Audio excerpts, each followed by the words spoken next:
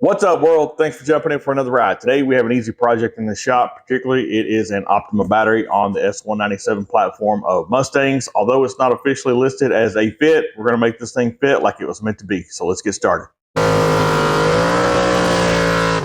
So way back in September of 2013, I installed an Optima RedTop battery on the 2014 Shelby GT500. Now at that time, way back in 2013, and as of this video, to the best of my knowledge, Optima does not list a battery for the S197 platform of Mustangs, which will be year models 2004 to 2014, and the GT500 falls right into that category. So after doing some research, I found a model of Optima battery that I thought would work, and well, it actually ended up working really well. Now, fast forward to late January of 2025, and the Optima RedTop battery on the 2014 Shelby GT500 is still on it. So if I'm doing my math right, that gets us up to about 11 years and 4 months of service out of that original 2013 Optima RedTop battery. Now, the car will still fire up just fine. No warnings, codes, indicators, anything like that. But I have noticed once I pull it off of the maintainer and it sits for a little while, that when I go to start the car up, it does roll over a little bit slow for my liking. And so just for dependability's sake, that way I'm not leaving the family and I stranded out at a car meet or some sort of event, whatever it may be. I want to make sure that we're 100% dependable and the car will fire up every time. So we're going to go ahead and swap out for a fresh RedTop Optima battery. Now, way back in 2013, as well as our new RedTop Optima battery, the part number is going to be 9020-164. And this is a Group 34 battery, and sometimes, just for reference, it's also referred to as a Red 34. Now, the dimensions on this battery are going to be a 9.38 in length, a 6.75 in width, and 7.69 in height. And the total weight on this battery is 31.7 pounds. Now, this particular battery that we're using here is rated at 720 cold cranking amps and 910 cranking amps at 32 degrees Fahrenheit. So in the event that you order this battery online and it shows up at your door in a box like this, we'll just run through what's in it. So we just have an adapter top, we have a big piece of styrofoam, and then inside we have our Optima battery. So before we dive off into the swap real quick, you may be asking, why did I take what was basically a brand new battery on a brand new car and swap it out for an Optima RedTop battery? And so reason number one is honestly just dependability. I've had a really good luck streak with the Optima brand batteries. That doesn't mean everything has been 100% sunshine and rainbows, but overall, my experience has been really well with the Optima batteries. And so that goes all the way back to what is probably somewhere around 1991, 1992 on a 1984 Chevy Blazer project that I was doing was the first Optima battery that I purchased. And I think that same battery was probably on that same Chevy Blazer when I sold it many years down the road.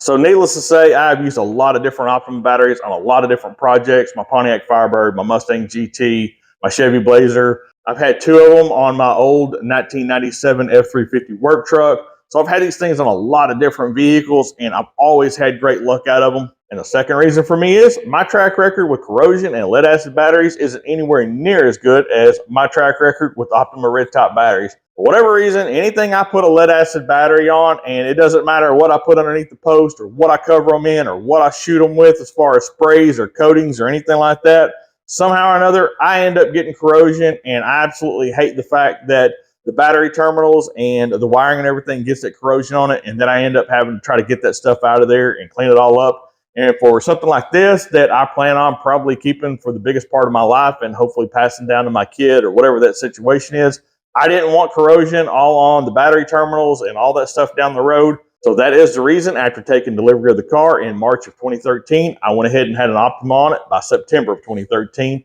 And at this point, there is absolutely no corrosion anywhere on any of the terminals, any of the wiring, any of the posts on the battery, anything like that. So I feel like I made a good choice. 11 years and 4 months later, it's still going strong. It's still on there. I'm actually just going to stick it up on a shelf on a maintainer as a backup in case I just need some sort of emergency backup battery. But that is the reason why I went ahead and chose the Optima battery. And again, after 11 years, I feel like I got my money's worth out of it, and it seemed to work out well for me. So let's go ahead and get this battery swapped out. Okay, so this is how the Optima battery looks on the Shelby GT500, and you can see it just has the factory hold down right down there, and you can see that long bolt goes down to it. And I did leave that factory strap over it, and you can see that it actually fits rather well. It's not an absolute perfect fit, but it's good enough to make sure that the battery is stable. It won't move. It doesn't go anywhere. You can see the original sticker from September of 2013 there. See all the specs from it. And this is the way it normally stays. So See, I have my maintainer, and I did have to make my wires a little bit longer. So I just run them over there like that, and I will show you the maintainer. So I just plug it into the SAE connector and run it over here. And these are the maintainers that I've had really good luck with. And Autometer actually has an updated model of this now, but I have used the battery extender from Autometer for a long time. And you can see that it actually does have a charge and a maintain. So if you put the battery on there and it's low, it will actually get it up to a particular level of charge and then swap over to maintain. It's self-diagnosis, so if there's something wrong with the battery, you'll actually get a flashing light. And it's kind of a dummy light, but it does the job. So I just have it run up there. So I just wanted to show you that in case it helps the longevity of your vehicle storage or the longevity of your batteries on any sort of application where you know something's going to be sitting a lot. All right, so I'm just going to take my clamps, set those off to the side. Now the hold down and your battery terminal clamps are all going to be an 8mm, so just an 8mm socket is really all you need. So I'm going to go ahead and start with the ground. And one of the things you may note with this when you put an Optima on is the way these terminals make this bend going down, they're actually a little more towards a 90-degree angle from the factory. So I did have to take these and move them out just maybe like 2 or 3 degrees, something like that, just to make sure that they weren't rubbing on the edge of that battery. And so you can see the positive side is kind of angled towards the motor, or really just, I guess, inboard towards the car. And so I had to do that to make sure that everything would clear. And the reason for that is the factory battery was a little more square and the terminals were further out towards this front edge. And so they could basically just drop down in front of that. And so that was really kind of how the factory setup was. So that is a little bit of a tweak that you're going to have to use on something like this if it does have the same terminals. I don't know if every S197 is going to have them exactly like the GT500, but I would imagine that they're all probably going to be pretty similar. Okay. So just a short extension with your 8mm will make this a little bit easier. That way you're not trying to get down past that strap and everything to get this out.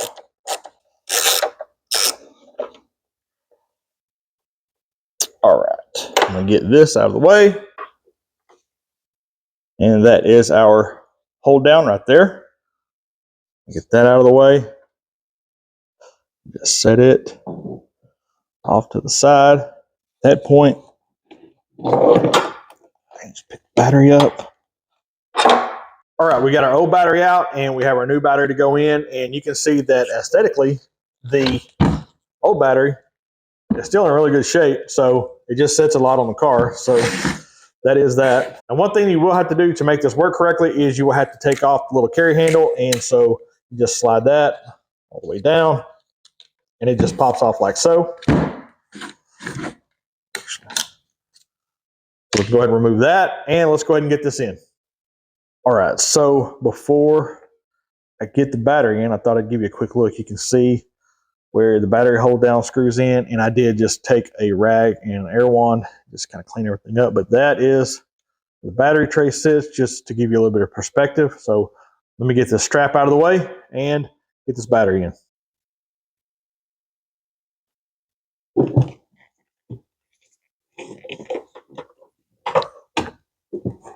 Now that lip will go over that bottom edge of the Optima battery. So we're just going to get our hold down started.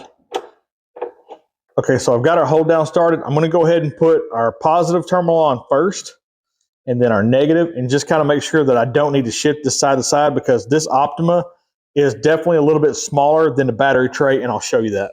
Okay, so you can see the side of the battery tray there, the side of the battery tray over there. So you can see we have quite a bit of room. So I want to make sure that my wires off my negative and positive side are in a good position before I completely cinch down that hold down.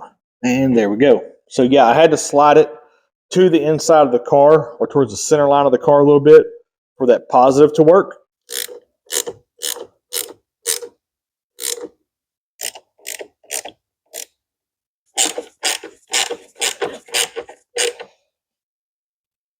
And that is not going anywhere. And that is the Optima all installed, and no movement, fits great. And so let me go grab the key and make sure this thing will fire up with the new battery.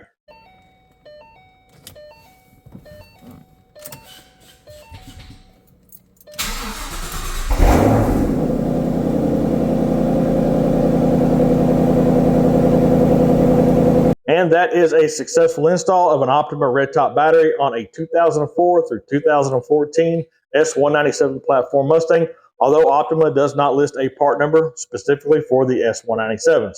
So listen, I really do hope you got some good information out of this video, or I hope you just enjoyed hanging out in the shop with us. If you haven't already, please do me a huge favor. Go ahead and hit the thumbs up button, hit the subscribe button, and as always, jump in for another ride.